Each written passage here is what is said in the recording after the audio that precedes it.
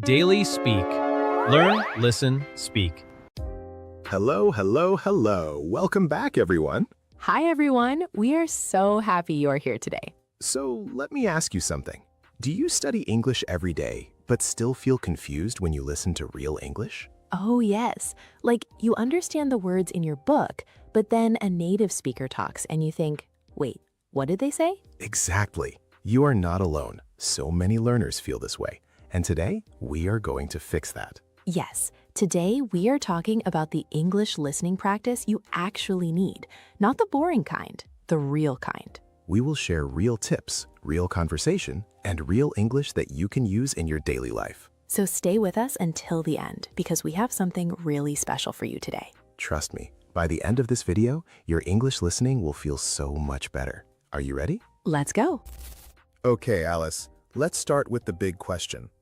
Why is English listening so hard for so many people? Oh, that is such a good question, David. I think the number one reason is speed. Native speakers talk very fast. Yes, native speakers do not talk like a robot. They don't say, hello, how are you? They say, hey, how you doing? Huh, right. And when I first heard that, I thought, is that even English? I know, and that is a real problem for learners. They study English in school, they learn the grammar, they learn the vocabulary, but then they hear real English and boom, it sounds like a completely different language. Exactly.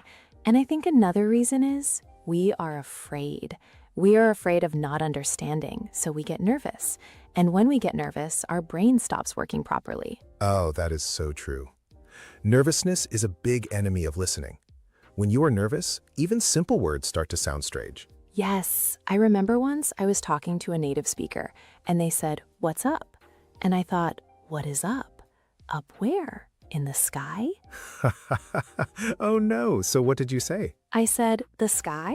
And they laughed and I wanted to disappear. Oh, Alice, that is so funny. But actually, that is a very common mistake because what's up is not a question about the sky. It means, how are you? Or how are things going? Exactly. And now I know that, but the first time I heard it, I had no idea. So this is a very important point. Learners, listen carefully. One big reason English listening is hard is because native speakers use informal language, short phrases, and contractions. Contractions, yes. Like, I am becomes I'm. Do not becomes don't. I will becomes I'll. And when you are listening, these contractions can be very confusing because they sound very different from how you read them in a book. Right. In a book, you see, I am going. But in real life, you hear, I'm gonna. Gonna, yes, that is another big one. Going to becomes gonna in spoken English. Want to becomes wanna. Got to becomes gotta. Okay, let's say those again slowly. This is important. Ready? Ready. Going to becomes gonna. Like, I'm gonna eat lunch. That means I am going to eat lunch. Great. Want to becomes wanna. Like, do you want to watch a movie? That means, do you want to watch a movie? And got to becomes gotta. Like, I gotta go now. That means I have got to go now. Or simply, I need to go now. Perfect. And learners, don't worry. You don't have to use these words, but you need to understand them because native speakers use them all the time. All the time, every single day. In movies, in TV shows, in conversations, in podcasts. So the more you hear them, the more natural they will feel. And soon, you will understand them without even thinking. Exactly. Practice is the key. And that is what this video is all about. So let's talk about the second reason listening is hard. Alice, what do you think? I think another big reason is accent. Not all English sounds the same.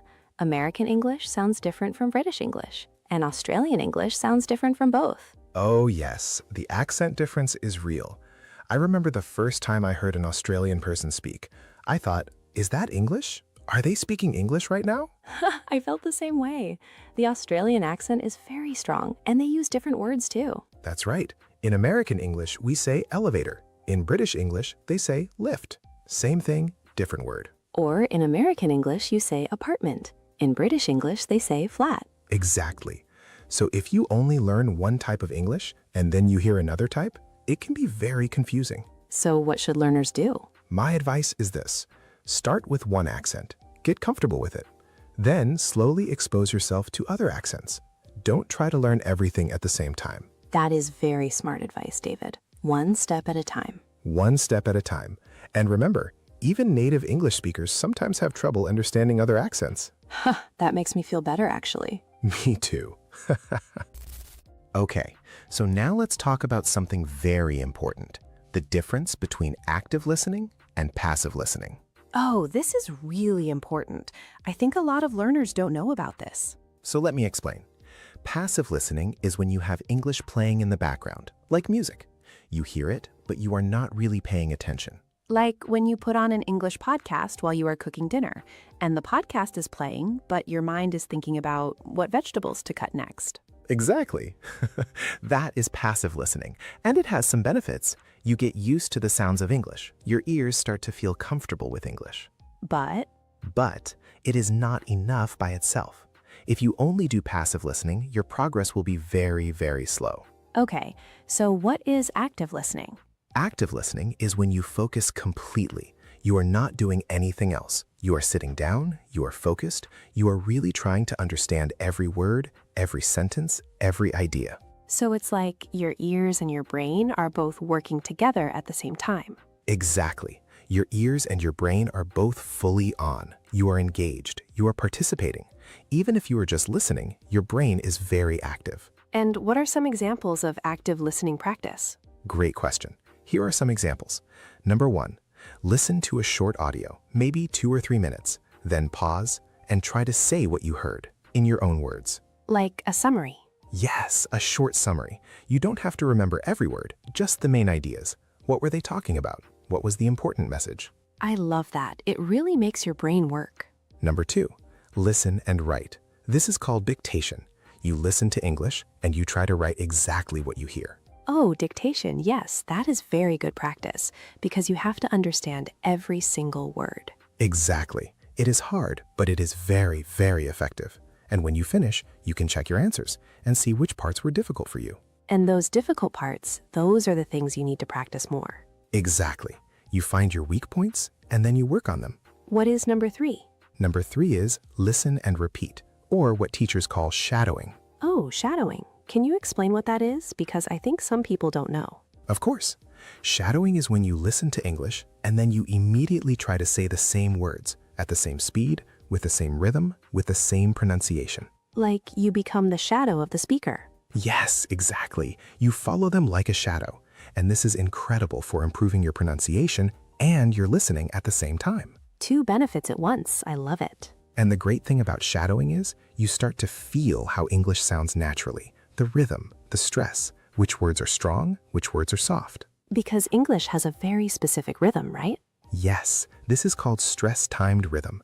In English, some words are stressed, they are louder and longer, and some words are unstressed, they are softer and shorter. Can you give an example? Sure, let's take this sentence. I want to go to the store. Okay. Now the stressed words are want, go, and store. Those are the important words, the words you really need to hear. And the unstressed words are I, to, and the. Those are softer. Exactly. So in real speech, it sounds like this. I want to go to the store. You see, want to becomes wanna because those words are unstressed and they blend together. That is so interesting. So that's why it sounds so fast, because the unstressed words are almost invisible. Yes, that is a perfect way to say it. The unstressed words are almost invisible in fast speech. But when you know this, you stop trying to hear every single word and you focus on the stressed words, the important ones. That is a game changer, really. It is, and this is something that textbooks often don't teach you, but native speakers do this naturally every time they speak. So learners, remember this. You don't need to hear every single word. Focus on the stressed words, the important words, and you will understand so much more. Perfect advice, Alice. Okay, so now let's talk about habits. Because practicing one time is not enough. You need to practice every day, even for just a short time. I agree so much. Consistency is more important than time. 10 minutes every day is better than 2 hours one time per week. Exactly. 10 minutes every day. That is all you need. If you do that consistently, your English will improve so much. So what are some daily habits that really work? Okay, let's talk about them one by one. Habit number 1, morning English. Oh, I do this. Tell me more. So the idea is simple. Every morning when you wake up, you listen to some English. Before you check your phone, before you watch the news in your own language.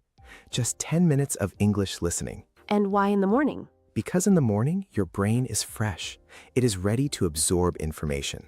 It is like a clean sponge, and whatever you put in a clean sponge, it absorbs very quickly. Oh, I love that image. A clean sponge. Your brain in the morning is like a clean sponge. Yes, so use that time wisely.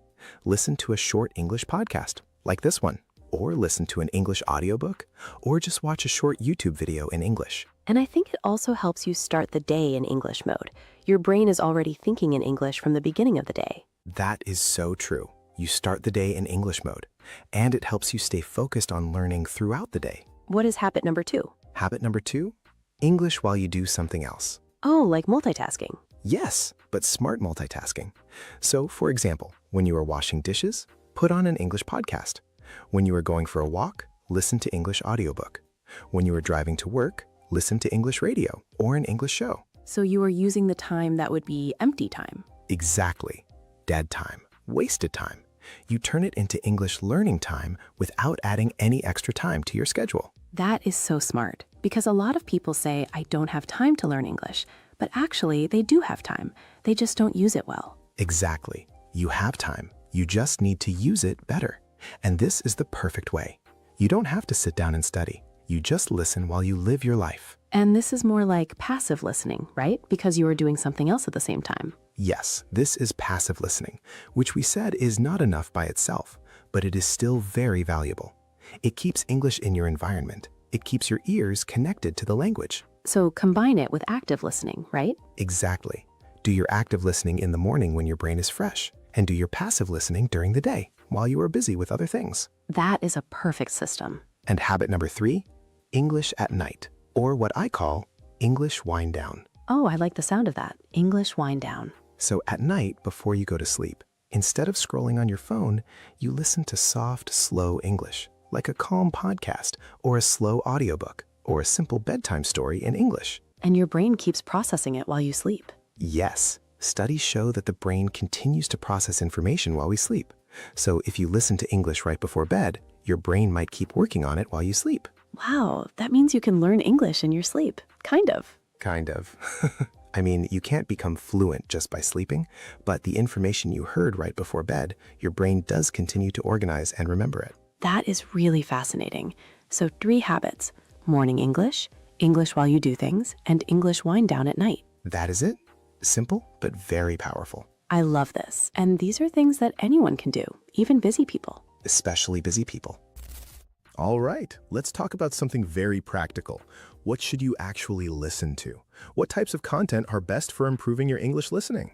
Yes, because there is so much content out there. It can be overwhelming. Where do you even start? I know, it can feel like you are standing in front of a giant ocean and you don't know which direction to swim. Ha, that is exactly what it feels like. So let me break it down, and I will organize it by level, because what is good for a beginner is different from what is good for an intermediate learner. Good idea. Let's start with beginners. Okay, for beginners, A1 to A2 level, the best content is slow, simple, and repetition. Repetition is your friend. Repetition means hearing the same things many times? Yes, hearing the same vocabulary, the same grammar patterns, the same sentence structures, over and over, until they feel completely natural. So what kind of content is like that? For beginners, I recommend slow English podcasts, like this one, English learning YouTube channels, simple children's stories in English, and English learning apps that have audio. Children's stories. That might sound embarrassing for adults, but it actually makes sense, right? It makes total sense. Think about it.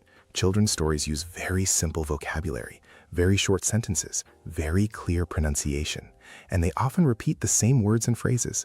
It is actually perfect for beginners. And nobody has to know you were listening to children's stories. Haha. Exactly. Your secret is safe with us. Okay, what about intermediate learners, B1 to B2? For intermediate learners, you can start to challenge yourself more. You can listen to real podcasts that are made for native speakers, but start with topics you already know and enjoy. Oh, that is interesting. Why topics you already know? Because when you already know the topic, you can use that knowledge to help you understand. Even if you don't understand every word, you can use context clues. You can guess what they are talking about. That makes so much sense. Like if you love cooking, listen to a cooking podcast in English. Even if your English is not perfect, you understand cooking, so you can follow along better. Exactly. Use your interests to your advantage. Love sports? Listen to sports podcasts. Love fashion? Listen to fashion podcasts. Love technology? Listen to tech podcasts. English becomes more fun when it's about things you love. 100%. And when you enjoy what you are listening to, you listen longer. And the longer you listen, the more you improve. So it becomes a positive cycle. You enjoy it, you listen more, you improve more, and then you enjoy it even more. Exactly, a positive cycle. And for upper intermediate learners, B2 and above, you can start watching real English TV shows, real English movies, real English news. Without subtitles? Okay, here's my advice on subtitles. Start with English subtitles, not your native language. English subtitles. This way, your ears and your eyes are both working in English. Ah, that is smart. Because if you use subtitles in your own language, your brain just reads, it stops listening. Exactly. Your brain is lazy. If it can read in your native language, it will. And then you stop practicing listening. So always use English subtitles, not your native language subtitles. Yes. And then, as you get better and more comfortable, try turning off the subtitles completely. That sounds terrifying. I know, but here's a tip. Don't try to understand everything. Just try to understand the main idea, the general meaning. Don't stress about every single word. That is good advice, because sometimes we put too much pressure on ourselves. We feel like we need to understand every single word, and when we don't, we feel like failures. Right, and that pressure actually makes it harder to understand because you are stressed. And a stressed brain doesn't work as well as a relaxed brain. So relax, breathe, and just try to understand the big picture. That's it, just the big picture. The details will come with time and practice. Okay, this part is really important. We are going to talk about connected speech. This is one of the biggest secrets to understanding fast English. Oh, yes, connected speech. I remember when I first learned about this, it was like a light went on in my brain. Everything suddenly made more sense. Ha, that is a great way to describe it, a light going on. So let me explain. In English, when people talk naturally, they don't say each word separately. They connect words together. They link them. So the words sort of blend into each other? Exactly. They blend. And this blending is called connected speech. And it is why fast English is so hard to understand, because the words don't sound the way they look on paper. Can you give some examples? Absolutely. Let's start with linking. Linking is when the last sound of one word connects to the first sound of the next word. Okay. So, for example, turn it off. Now slowly, that is, turn it off. 3 separate words. But in fast speech, it sounds like turn it off, all connected. Wow, turn it off. Let me try. Turn it off. Turn it off. Oh, I can hear it. That really does sound different. Yes. And once you know this, you start to hear the connection. Let's try another one. Pick it up. Slowly, pick it up. In fast speech, pick it up. Pick it up. That sounds so funny, but I understand it now. Yes.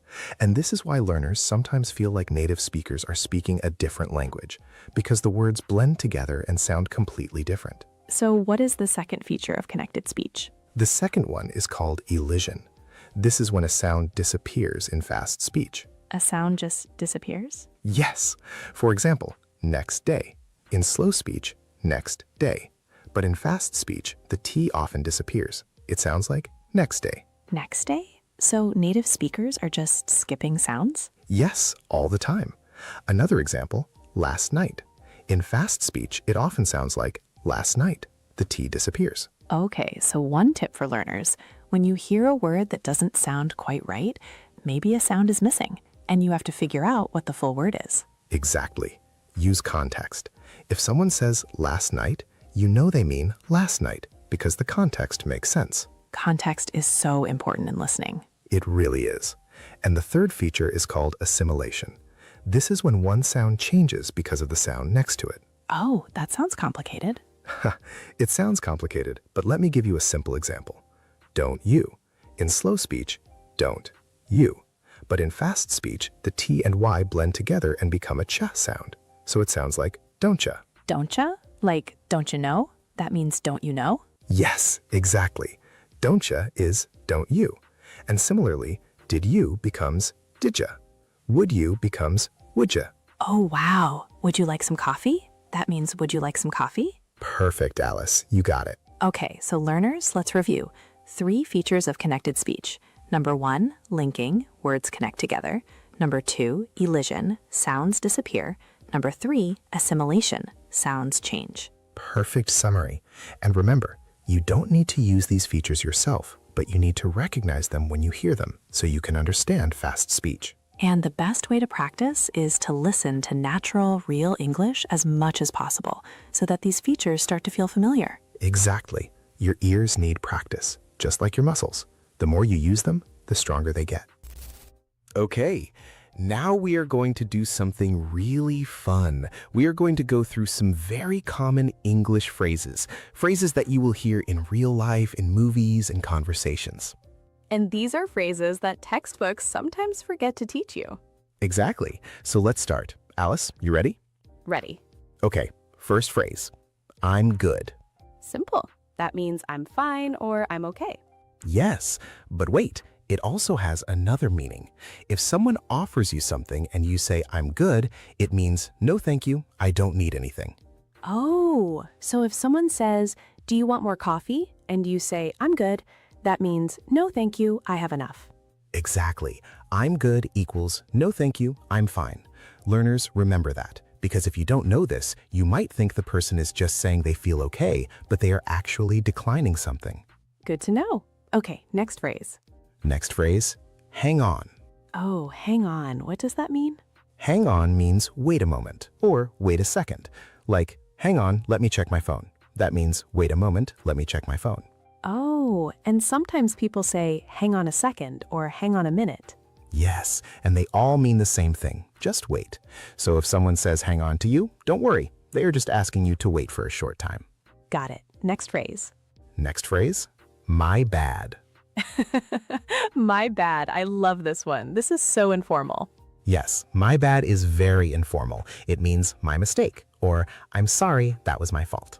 So if you accidentally bump into someone, you might say, oh, my bad.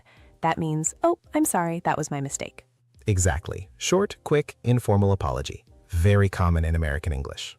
What about British English? In British English, you might hear sorry about that more often, but my bad is becoming more common everywhere because of social media and movies. Okay, next phrase. It's on me. Oh, it's on me. Does that mean something is on top of the person? No, it's on me means I will pay for this. Like, don't worry, lunch is on me. That means, don't worry, I will pay for lunch. Oh, so if your friend says it's on me, that means free food. Yes, free food. So say thank you quickly before they change their mind. I will. Okay, next phrase. What do you say? What do I say? About what? No, Alice. The phrase, what do you say, means what do you think? Or do you agree? Or are you interested? Oh, so if someone says, let's go to the beach tomorrow, what do you say? They are asking for your opinion or agreement. Exactly. It is a very friendly and casual way to ask for someone's response or opinion.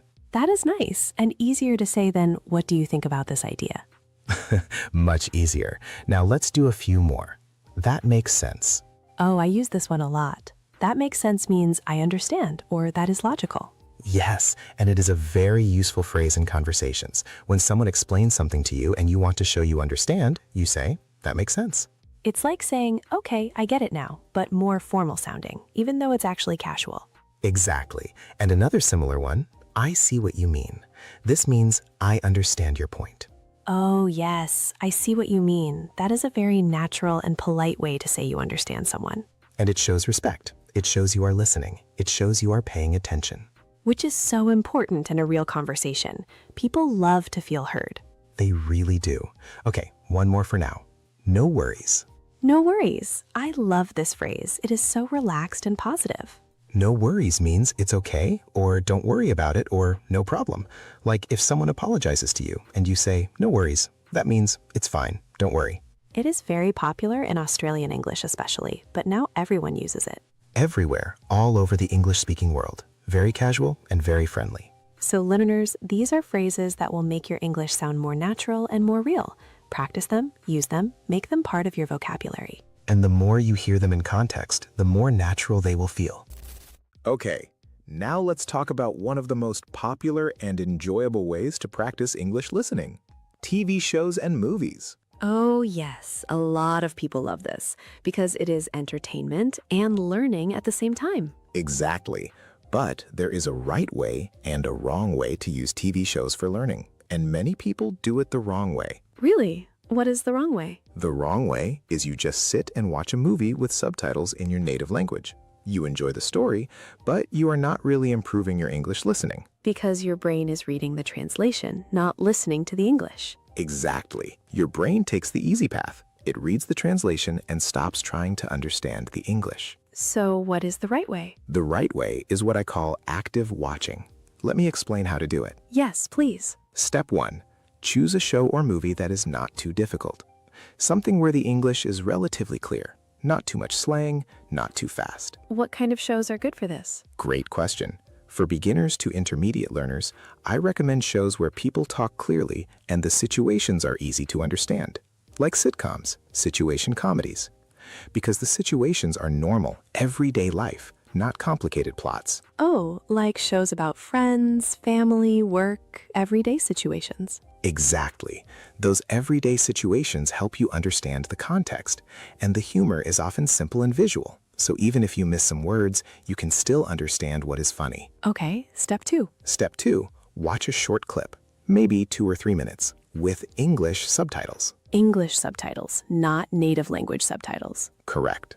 Watch it once with English subtitles, focus on listening, but use the subtitles to check what you hear. So the subtitles are like a safety net, not your main support. Yes, exactly, a safety net. You are trying to hear the words. The subtitles just confirm what you heard. And step 3? Step 3, watch the same clip again. This time, no subtitles. Oh, that is scary. I know, but after watching with subtitles first, it's not so scary because you already know what they are saying. So now you can focus on how they say it, the rhythm, the intonation, the pronunciation. Oh, that is clever. First you understand what, then you focus on how. Exactly. And step 4, choose one phrase or expression you heard that you want to remember. Write it down, say it out loud, try to use it in a sentence. So from every clip, you learn at least one new phrase. That is a great habit. Every day, one new phrase. After 1 month, you have 30 new phrases. After 1 year, 365 new phrases. Wow, that adds up quickly. It does. And these are not phrases from a textbook.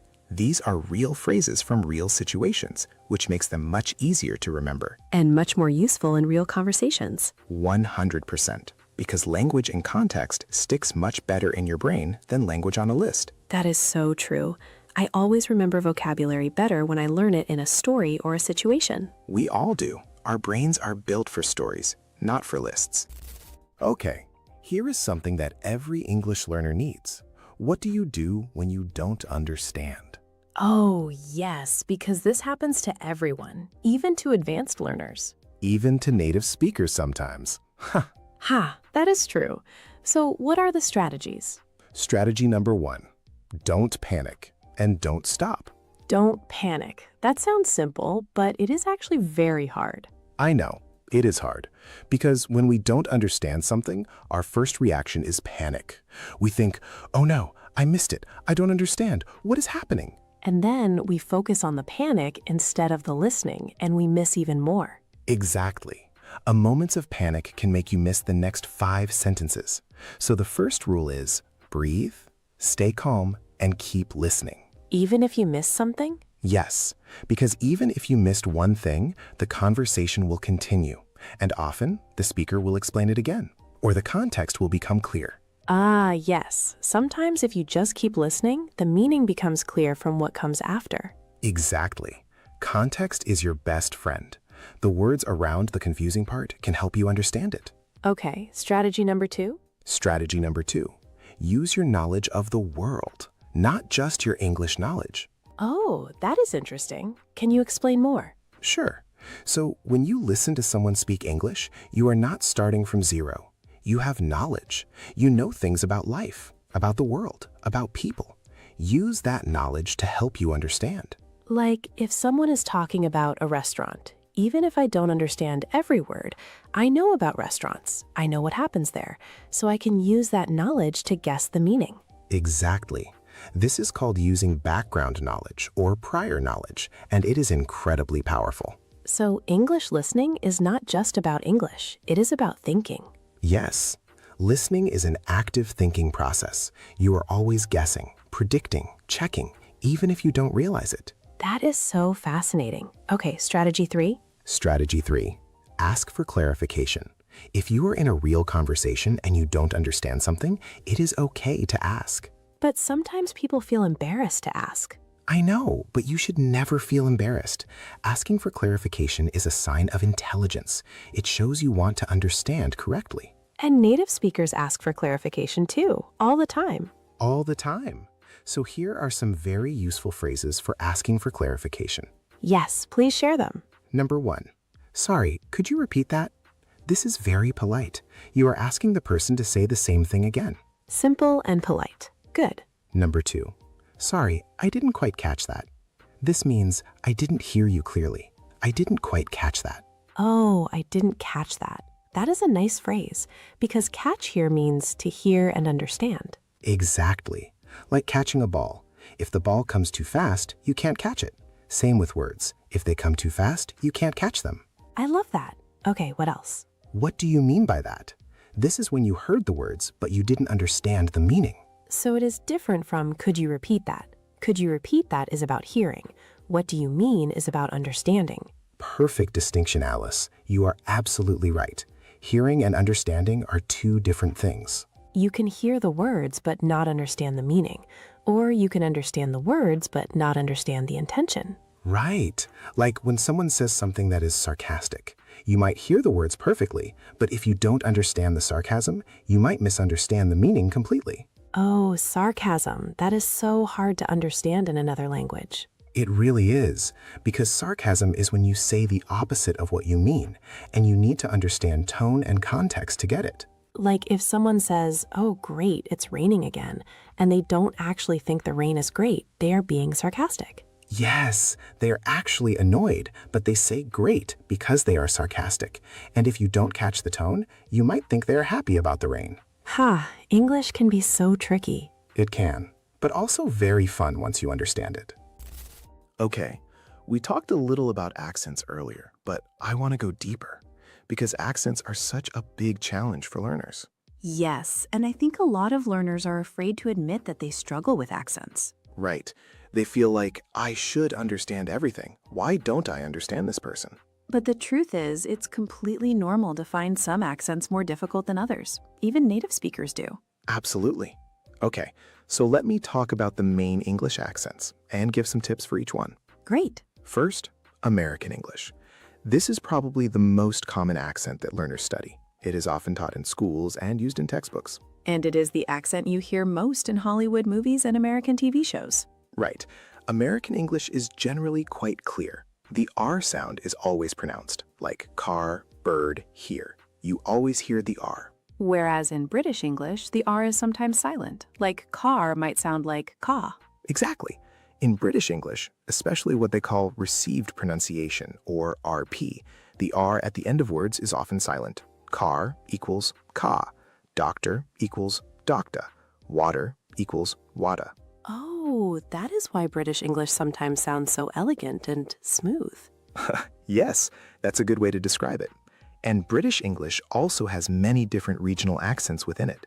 Like London English sounds different from Northern England English. And then there is Scottish English and Irish English and Welsh English. Yes, the UK has so many accents, it is amazing. A person from London and a person from Scotland can sound completely different, even though they are both from the same country. And for learners, this can be very confusing. Very confusing. But here is my advice. Don't try to learn all accents at once. Start with one. Get comfortable with it. Then slowly expose yourself to others. And remember that with enough exposure, all accents start to feel more familiar. Exactly. I remember the first time I heard a strong Scottish accent. I thought I needed subtitles. But now, after watching Scottish TV shows and listening to Scottish music, I find it much easier. Oh, that is a great point. Listening to music in an accent can also help. It can. Music is a wonderful way to get used to an accent, because in music, words are slower, and the melody helps you predict what is coming. And you can listen to the same song hundreds of times without getting bored. That's very true. You would never reread the same textbook page hundreds of times, but you will listen to your favorite song hundreds of times without thinking twice. So use music to your advantage. Listen to English songs. Try to understand the lyrics. Look up the words if you need to. And now let's talk briefly about Australian English, because this is one that many learners find very challenging. Oh, Australian English is so interesting and so different. It is. One feature of Australian English is what they call the Australian vowel shift. Vowels sound different. Like in Australian English, today might sound like to die. Mate might sound like might. Good day, mate. Yes, good day is short for good day, and Australians use mate to mean friend. Good day, mate is a very classic Australian greeting. And Australians also shorten a lot of words, right? Yes, Australians love to shorten words. Breakfast becomes brekkie. Afternoon becomes arvo. Service station, a gas station, becomes servo. Ha, servo. That is so creative. I love it. It is a very fun feature of Australian English, but if you don't know these shortened words, it can be very confusing. So learners, when you listen to different accents, be patient with yourself. It takes time, but it gets easier. I promise. I promise too. And the most important thing is to keep listening. Variety is good. The more accents you hear, the more flexible your listening becomes. Okay, we have reached part 10. This is one of my favorite parts. We are going to practice real conversation scenarios. Oh yes, this is where we really practice. Are you ready, learners? So we are going to role play some real life situations. And as we talk, try to follow along. Try to understand every word and pause the video if you need to. Let's do scenario 1, ordering food at a cafe. Perfect. I'll be the customer. Alice, you be the cafe worker. Okay, ready. Hello, can I get a coffee, please? Sure. What size would you like? Small, medium, or large? Medium, please. And can I get that with oat milk? Of course. Anything else for you today? Actually, yes. Can I also get a blueberry muffin? Absolutely. That will be $5.50. Will that be cash or card? Card, please. Great. Your order will be ready in about 5 minutes. Can I get a name for the order? It's David. Perfect, David. I'll call your name when it's ready. Thank you so much. Enjoy your day. Okay, pause. Learners, let's look at some key phrases from that conversation. Yes. First, can I get? This is a very common way to order something. Can I get a coffee, please? Can I get a muffin? It is more casual than I would like. Both are correct, but can I get is more natural in an everyday cafe. And will that be cash or card? This is asking about your payment method. Cash means physical money. Card means a credit card or debit card. And the worker said absolutely. This is a very enthusiastic and friendly way to say yes. Very common in customer service in America. Great. Okay, let's do scenario 2. This one is a phone call. Phone calls are so important to practice because you can't see the person, you only have the voice. I'll be calling David. Ring, ring. Hello. Hi, David. It's Alice. Am I calling at a bad time? Oh, Alice, hi. No, it's a great time. What's up? I just wanted to check. Are we still on for dinner tonight? Oh, yes, absolutely. 7 o'clock, right? Yes, 7 o'clock. I'm just going to be about 10 minutes late. Sorry about that. No worries at all. I'll grab a table and wait for you. Perfect. See you soon. See you then. Bye. Bye. Okay, great. Let's look at the key phrases. Am I calling at a bad time?